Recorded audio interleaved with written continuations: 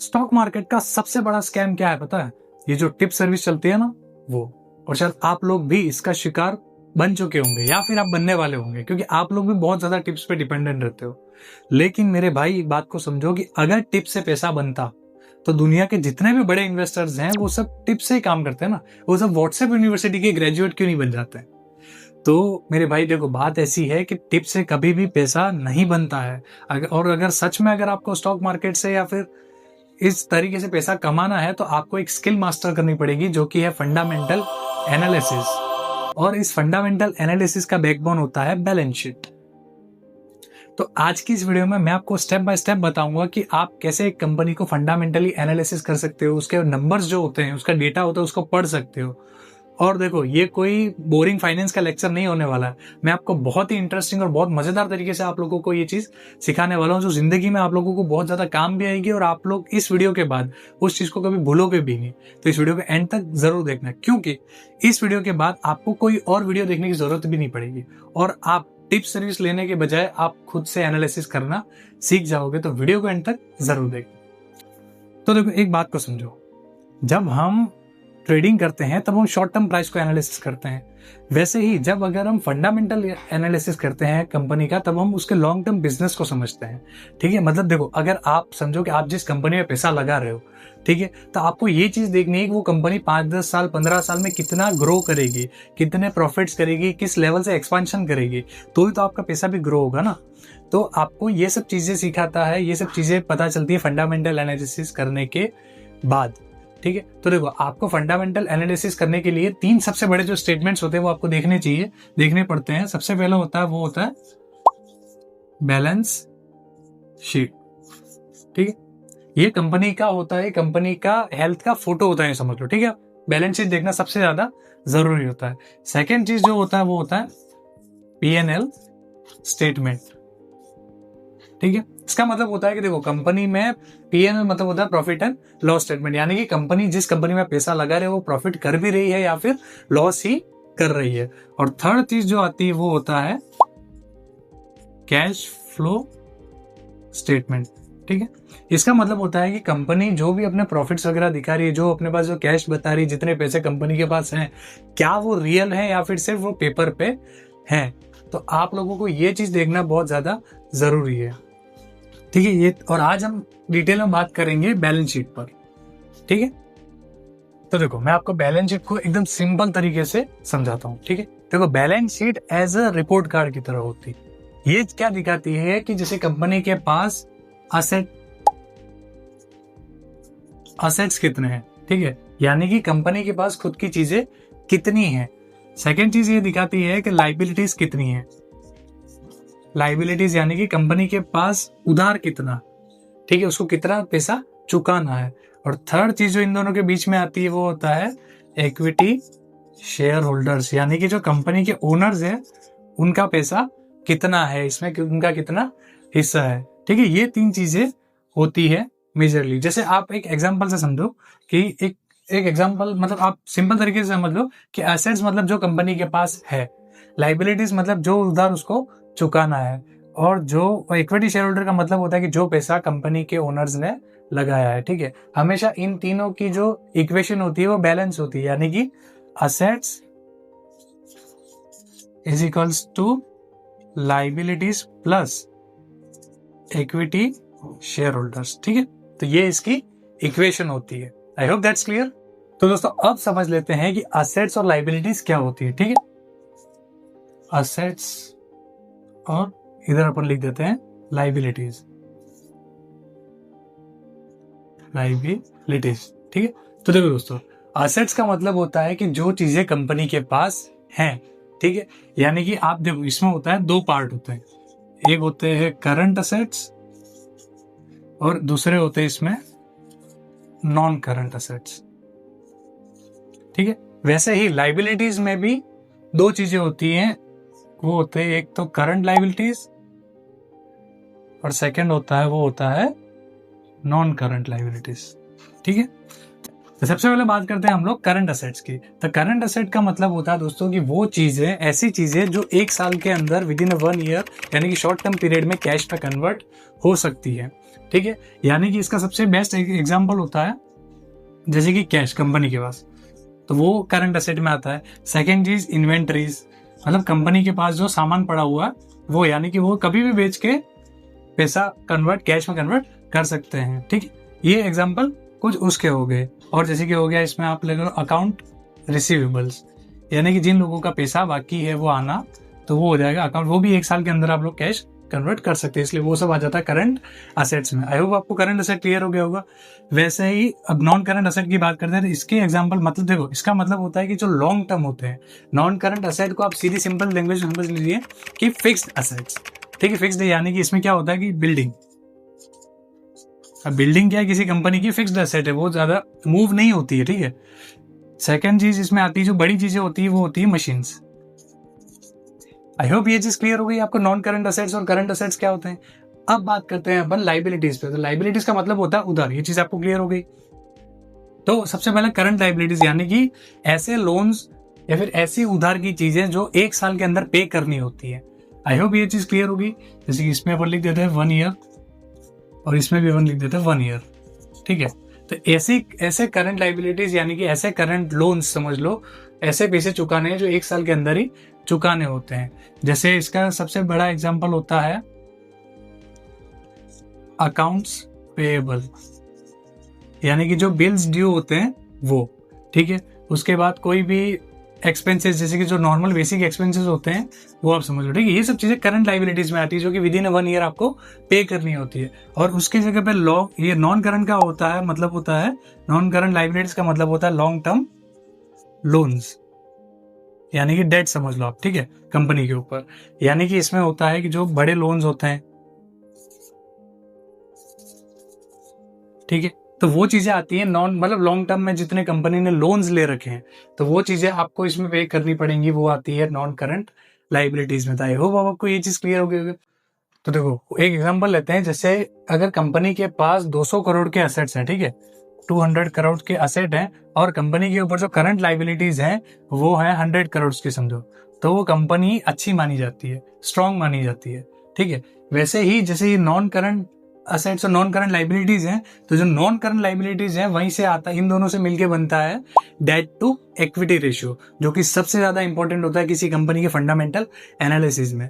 देखो दोस्तों, date to equity ratio का मतलब क्या होता है कि कंपनी के पास कितना सामान है और उसके एवज में उसके ऊपर कितना ज्यादा उधार है। तो ऐसा माना जाता है दोस्तों कि अगर कंपनी का जो डेट टू इक्विटी रेशियो है अगर वो 1 से कम है तो कंपनी सेफर साइड पे मानी जाती है, और अगर वो 2 से या 3 से ज्यादा हो जाता है डेट टू इक्विटी रेशियो तो वो चीज बहुत ज्यादा बुरी मानी जाती है, यानी कि वो एक तरह का रेड फ्लैग माना जाता है। क्यों? क्योंकि देखो होता क्या है कि डेट टू इक्विटी रेशियो का क्या मतलब होता है, मैं आपको एग्जांपल से समझाता हूँ। जैसे कंपनी के पास जो असेट्स है वो समझो कि 100 करोड़ की है, ठीक है, और कंपनी के ऊपर जो लोन है वो हो जाता है 200 करोड़ का। तो अब कंपनी भले अपने असेट्स को पूरे 100 करोड़ को बेच भी देगी, फिर भी उसके ऊपर कर्जा कितना है, 200 करोड़ का, तो भी 100 करोड़ तो वो कंपनी लॉस में ही रहेगी, यानी कि वो लोन में ही रहेगी, यानी कि कंपनी के डिफॉल्ट करने के चांसेस भी बढ़ जाते हैं। तो ये एक तरह का रेड फ्लैग होता है, तो आपको इससे दूर ही, अगर आपको दिखे डेट टू इक्विटी रेशियो अगर 1 से कम है तो बिल्कुल आप कंपनी को सेफ साइड मान सकते हैं, कंपनी सेफर साइड है, और अगर वो 2 या 3 से ज्यादा है तो आप उसको अवॉइड ही कीजिए। तो अब आता है सबसे इंटरेस्टिंग और सबसे इंपॉर्टेंट पार्ट कि शेयर होल्डर्स इक्विटी। ठीक है, इसका मतलब होता है दोस्तों कि जो पैसा कंपनी के असली ओनर्स का है, ठीक है, और ये मेजरली दो जगह से आता है। पहला होता है शेयर कैपिटल, यानी कि वो पैसा जो कंपनी के शेयर होल्डर्स ने इनिशियल बेसिस पे लगाया था, यानी कि जो कंपनी के शेयर होल्डर का पैसा होता है। और सेकेंड चीज जो सेकेंड जगह से आता है वो होता है रिजर्व एंड सरप्लस। इसका मतलब होता है दोस्तों कि जो कंपनी के जो प्रॉफिट्स होते हैं उनमें से ही कंपनी वो पैसा वापस यूज करती है अपनी ग्रोथ और एक्सपेंशन के लिए। ठीक है, तो अगर आपको ये चीज देखनी है कि जो कंपनी की जो इक्विटी है वो अगर पॉजिटिव है, ठीक है, मतलब कि कंपनी अपने प्रॉफिट्स का अच्छा यूटिलाइजेशन कर रही है, अपने प्रॉफिट्स, कंपनी की जो फाउंडेशन है वो काफी ज्यादा स्ट्रांग है। और अगर ये चीज, अगर इक्विटी जो है वो अगर नेगेटिव है, यानी कि आप लोगों को ये चीज समझ लेनी है कि कंपनी है वो, कंपनी के जो असेट्स हैं वो काफी ज्यादा कम है रादर देन उसके लाइबिलिटीज है, तो ये एक रेड फ्लैग होता है। ठीक है, अब आप में से बहुत सारे लोगों के मन में आ रहा होगा कि सौम्य भाई थ्योरी तो आपने बहुत पढ़ा दी, लेकिन प्रैक्टिकली हमें क्या क्या देखना चाहिए वो तो बता दो। तो चलो अब आपके सवाल का मैं जवाब दे देता हूँ।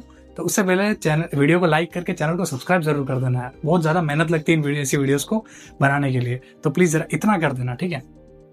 अगर आपको पसंद आए तो आई होप पसंद आ रही होगी, लेकिन अगर आपको अच्छी लगी वीडियो तो लाइक कर देना और चैनल को सब्सक्राइब जरूर कर लेना। तो देखो दोस्तों, अब बातें बैक टू द टॉपिक, बात कर लेते हैं कि ऐसी कौन सी, देखो अब मैं आपको 5 ऐसे स्टेप्स बता रहा हूँ, 5 ऐसे पॉइंट्स बता रहा हूँ जो आपको कंपनी का फंडामेंटल एनालिसिस करते टाइम देखने हैं, वो कंपलसरी होते हैं। जो फर्स्ट चीज होती है वो होता है लिक्विडिटी पोजीशन। यानी कि देखो लिक्विडिटी पोजीशन का मतलब क्या होता है कि कंपनी के पास करंट कंपनी के जो करंट रेशियोज है वो कितना, ठीक है। करंट रेशियो का मतलब होता है दोस्तों, करंट रेशियो का मतलब होता है current assets divide by current liabilities, ठीक है। ये चीज होती है लिक्विडिटी पोजीशन, यानी कि कंपनी के पास शॉर्ट टर्म में अपने एक्सपेंसेस को क्लियर करने के लिए कैश अवेलेबल है या नहीं है, रिसोर्सेज है या नहीं है। सेकेंड चीज होता है वो होता है डेट, ठीक है। डेट का मतलब होता है दोस्तों डेट टू इक्विटी रेशियो, मतलब कंपनी के पास कितनी असेट्स हैं और उसके ऊपर कितना लाइबिलिटीज है, कितना लोन है। अगर डेट टू इक्विटी रेशियो 1 से कम है, मैं आपको पहले एक्सप्लेन कर चुका हूँ, 1 से कम है तो वो सेफ है, और 2 या 3 से ज्यादा तो वो रेड फ्लैग है, उसको अवॉइड ही कीजिए। थर्ड चीज आता है वो होता है, थर्ड पॉइंट होता है वो होता है असेट यूटिलाइजेशन, यानी कि जो कंपनी के पास जो असेट्स हैं, जो कैश है, वो उसको प्रॉपरली यूटिलाइज कर पा रहे हैं या फिर नहीं कर पा रहे हैं, ठीक है। ये होता है। जो फोर्थ पॉइंट होता है वो होता है रिजर्व एंड सरप्लस। इसका मतलब होता है दोस्तों कि जो रिजर्व एंड सरप्लस में आपको देखना होता है कि कंपनी के जो प्रॉफिट्स हो रहे हैं वो क्या वो कंपनी उसको अपनी ग्रोथ में यूज कर रही है, या फिर वो सारे जो प्रॉफिट है वो अपने पर्सनल यूज में ही मतलब खा रहे हैं, या फिर समझ लो कि उसका प्रॉपर यूटिलाइजेशन नहीं हो रहा है।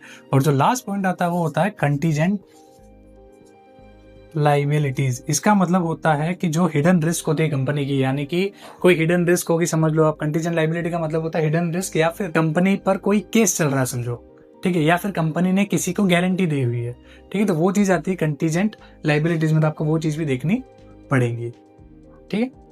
तो चलो अब एक हाइपोथेटिकल एग्जांपल से समझते हैं, ठीक है। एक हाइपोथेटिकल एग्जांपल लेते हैं कि एक कंपनी है जिसका नाम है XYZ लिमिटेड, ठीक है। और आप इस कंपनी का बैलेंस शीट उठाकर देखते हो तो उसमें लिखा है बैलेंस शीट में कि जो कंपनी के जो करंट असेट्स हैं वो है 500 करोड़, 500 करोड़, ठीक है। करंट लाइबिलिटीज लिखी हुई है उसमें 250 करोड़, 250 करोड़। नॉन करंट जो लाइबिलिटीज है, नॉन करंट लाइबिलिटीज जो कि है 300 करोड़, और जो शेयर होल्डर्स इक्विटी है, ठीक है, वो है अराउंड 450 करोड़, ठीक है। ये चीज आपको क्लियर हो गई, ठीक है। तो अब अपन इन डेटा से अपन क्या क्या निकाल सकते हैं वो देख लीजिए। सबसे पहले तो अपन निकाल सकते हैं उसका करंट रेशियो, जो कि current asset divide by current liabilities, जो कि होगा 500 divide by 250 which is equals to 2, which is good. Company safer side पे है, यानी कि कंपनी के पास असेट ज्यादा है रादर देन लाइबिलिटीज, तो ये चीज अच्छी है। इससे अपन एक और चीज निकाल सकते हैं वो है डेट टू इक्विटी रेशियो, ठीक है। डेट टू इक्विटी रेशियो कैसे निकालते हैं?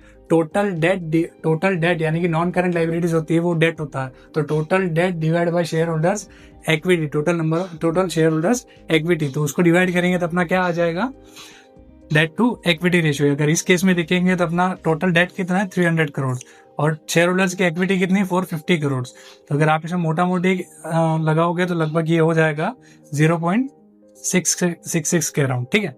तो ये चीज होती है सेफर साइड में आती है, क्यों? क्योंकि ये 1 से कम है, ठीक है। ये चीज क्लियर हो गई आप लोगों को। तो अब मैं बताता हूँ आपको कुछ ऐसी कॉमन मिस्टेक्स जो हर बिगिनर मार्केट में करता है। जो भी नए मार्केट में आते हैं वो लोग क्या करते हैं कि वो फंडामेंटल एनालिसिस के नाम पे कंपनी का सिर्फ P&L स्टेटमेंट उठा के देख लेते हैं, ठीक है। वो लोग बैलेंस शीट को देखते ही नहीं है। तो उससे क्या होता है, देखो दोस्तों, वो क्या करते हैं कि खाली P&L देखने से काम नहीं होता है, बैलेंस शीट तो आपको देखनी ही पड़ेगी, तो ही आपको कंपनी की जो रियलिटी है वो समझ आएगी। और बहुत से लोग क्या करते हैं कि जो करंट रेशियो होता है उसको अगर समझो कि किसी कंपनी का करंट रेशियो 5 है तो वो लोग बहुत ज्यादा खुश हो जाते हैं, अरे भाई करंट रेशियो तो 5 है। लेकिन अगर करंट रेशियो 5 है, इसका मतलब होता है कि हो सकता है कि कंपनी जो अपने असेट्स है उनको प्रॉपर यूटिलाइज ही नहीं कर पा रही है। यानी कि जो कंपनी के पास समझो कि कोई कैश पड़ा है, अपन करंट असेट्स को कैश ही मानते हैं, तो जो कंपनी के पास कैश पड़ा है वो बड़ा बड़ा वेस्ट हो रहा है क्योंकि कंपनी उसका प्रॉपर यूटिलाइजेशन ही नहीं कर पा रही है। तो ये मिस्टेक्स होती है, आप लोगों को नहीं करनी होती है, आपको अवॉइड करनी होती है फंडामेंटल एनालिसिस करते टाइम। तो दोस्तों, अब आपको जब भी कोई बोले कि स्टॉक मार्केट रिस्की है, तो आप लोग उसको बोलना कि भाई तू एक बार फंडामेंटल एनालिसिस करके देख, फिर समझ आएगा कि स्टॉक मार्केट रिस्की है या नहीं है। तो अगर आप लोगों को भी वीडियो हेल्पफुल लगी हो और इस वीडियो से अगर आपको कुछ सीखने को मिला हो तो वीडियो को लाइक जरूर कर देना, शेयर कर देना अपने दोस्तों और परिवार के साथ, और चैनल को सब्सक्राइब कर देना क्योंकि यार बहुत ज्यादा मेहनत लगती है ऐसी वीडियोस बनाने में। और आप लोग मुझे कमेंट करके जरूर बताना कि नेक्स्ट वीडियो आपको किस टॉपिक पर चाहिए, तो मैं उस टॉपिक पर डेडिकेटेड वीडियो भी बना दूंगा। तो प्लीज आप लोग कमेंट करके जरूर बताना। मैं मिलूंगा आपसे अगले वीडियो में, तब तक के लिए जय।